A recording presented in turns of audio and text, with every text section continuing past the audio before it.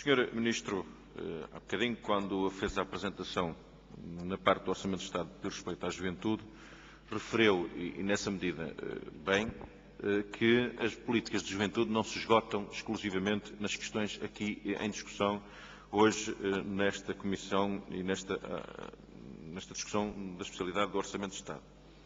E eu começava exatamente por aí, Sr. Ministro. Há algumas questões de política de juventude que, efetivamente, deveriam ter outra força e outra dinâmica no que diz respeito, e mais a mais hoje, na situação de grave crise económica e financeira a nível global, e Portugal não foge à regra.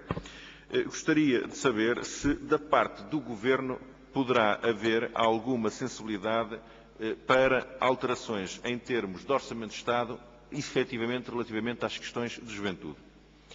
Ontem veio a público afirmações do Primeiro-Ministro britânico, em que diz que a única forma possível que ele conhece para relançamento económico seria baixa de impostos.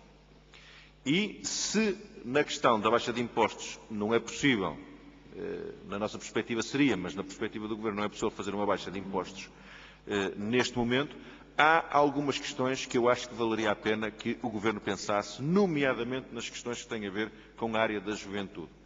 E, muito em concreto, o Sr. Ministro falou que uma das questões que está este Governo fortemente empenhado é, e vou citar para não me enganar, é na questão do empreendedorismo juvenil e no que diz respeito, por exemplo, a um programa ao Financia Jovem. Ora, se isto é verdade em termos de discurso, depois na prática não se reflete. E eu acho que valia a pena aqui saber da parte do Governo se está disponível para aceitar algumas medidas em concreto na área da juventude sobre esta matéria, nomeadamente na área do empreendedorismo. Está ou não o Governo disponível para aceitar, por um período, por exemplo, de 5 anos, aceitar que a redução de IRS e IRC para jovens empreendedores, para empreendedorismo jovem, para jovens empresários, que possa haver essa possibilidade, não como em algumas circunstâncias está, em alguns programas está, obrigatoriamente manter a atividade a que se candidata. Neste momento seria muito difícil, um jovem, vou-lhe dar só um exemplo, um jovem que o ano passado tivesse feito um investimento numa área, por exemplo,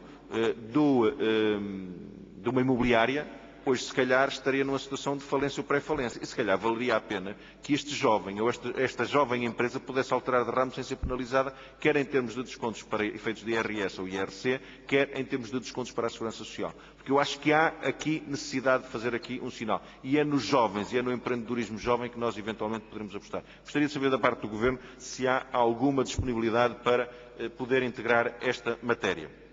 A outra questão que gostaria de saber da parte do Sr. Ministro é se veio Vossa Excelência aqui fazer referência que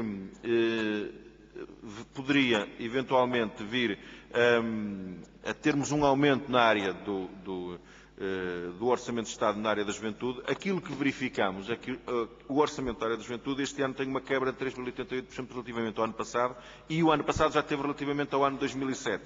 E, portanto, o orçamento do Instituto Português da Juventude é efetivamente menor este ano do que o ano passado.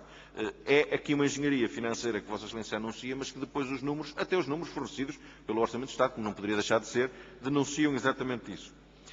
Há aqui também, da parte do Sr. Ministro, um anúncio que depois também não verificamos isso na prática. Nós reconhecemos que o programa de alargamento das pousadas de juventude foi, efetivamente, aconteceu. Era um programa que vinha já, em termos de planeamento, a ser organizado pelos governos anteriores e, portanto, foi agora implementado na grande maioria, mas há aqui algumas. Sr. Secretário de Estado reconhecerá, poderá eventualmente haver alguns ajustes, mas é evidente que cada vez que chega um governo terá que fazer com certeza alguns ajustes. Isso é normal. O jogo democrático também é isso, Sr. Secretário de Estado. Com a simpatia que tenho por Vossa Excelência, e Vossa Excelência sabe que também não é verdade que não havia nada. Havia planeamento, como é evidente. Agora, o que Vossa Excelência quis dar uma outra roupagem está no seu legítimo direito e nada disso é contestável. Mas há aqui uma questão que tem sido frequentemente, e já o ano passado alertámos para a situação, e que não tem estado a ser dada a devida atenção, que é a questão dos investimentos na recuperação das redes de pousadas degradadas já existentes. É necessário saber qual é aqui o que está a ser feito. Relativamente à questão do desporto, o Sr. Deputado Fernando Cabral, há bocadinho, dizia aqui uma série de questões que têm a ver com o aumento das receitas próprias e do orçamento do Instituto do Desporto de Portugal.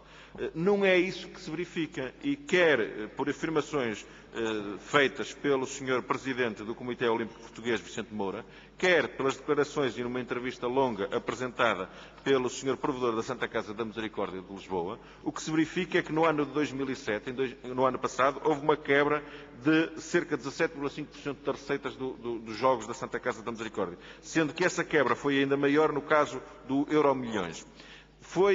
Para este ano prevê-se que haja nova quebra. E, portanto, como é que, sendo o principal fonte de receitas do Instituto de Desporto de Portugal os Jogos da Santa Casa da Misericórdia, como é que com estas quebras tantas e tão grandes se consegue fazer no Orçamento de Estado um aumento das receitas do Instituto de Desporto de Portugal? É aqui que também não conseguimos entender como é que há um aumento das receitas próprias quando as receitas próprias, onde elas são geradas, têm vindo a diminuir. Portanto, há aqui qualquer coisa que não bate certo, que gostaríamos também de perceber.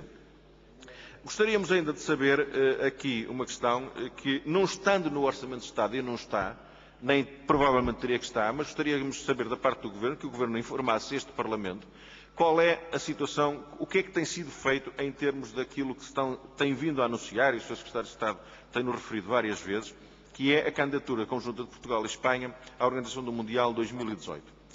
Nós até já vimos umas afirmações do Presidente da FIFA em que veria com muitos bons olhos e seria uma candidatura muito forte, palavras dele, seria uma candidatura muito forte esta candidatura dos dois países ibéricos. O que é que o Governo tem feito sobre esta matéria? Tem havido alguns contactos? O que é que efetivamente pode informar este Parlamento relativamente a esta questão? Porque fazer o anúncio, mas nós não conseguimos saber nada e acho que aqui é o local próprio para se poder transmitir essa informação.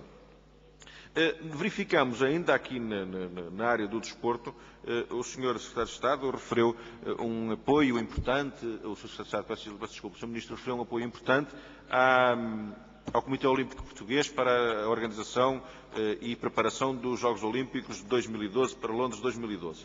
Mas as afirmações também do Presidente do Comitê Olímpico diz que com o corte de verbas existentes vai ser muito difícil e poderá até ser travada a preparação dos Jogos Olímpicos de Londres 2012. Portanto, é necessário perceber o que é que está aqui a acontecer. Relativamente à questão da rede de centros de alto rendimento esportivo, é uma coisa já recorrente também, já há muitos anos vimos a ouvir falar dessa questão, não temos visto efetivamente grandes avanços nesta matéria, mas aquilo que eu também acho que era importante e gostaríamos de saber da parte do Governo, saber qual é a ideia do Governo sobre também já algumas vezes falada a existência de uma Carta Diretora Nacional quanto à Carta dos Equipamentos Desportivos e Infraestruturas Desportivas do país. Porque nós verificamos uma situação de estar a haver uma série de infraestruturas desportivas com apoio do Estado, algumas, outras sem apoio do Estado, feitas pelas autarquias locais, outras pelos próprios clubes, e não há aqui uma articulação, não é necessário haver um planeamento central, não é isso que nós defendemos, seguramente, mas era necessário haver aqui alguma coerência, alguma coordenação nas infraestruturas que vão sendo criadas e que, obviamente, em alguns casos, são até infraestruturas que o povo chama, com a sua sabedoria popular, de elefantes brancos que depois é preciso manter. E essa questão era extremamente importante, inclusive com os centros de alto rendimento desportivo, era necessário termos toda essa informação e esse trabalho era um trabalho que era necessário ser feito e que nós continuamos a não verificar, que para o próximo ano o Governo o tenha também aqui admitido. Para terminar, gostaria só de deixar saliente que este Orçamento de Estado, no que diz respeito ao desporto e à juventude, é, quanto a nós, muito minimalista e é, quanto a nós, muito aquém daquilo que seriam as necessidades quer dos jovens em Portugal, quer do desporto.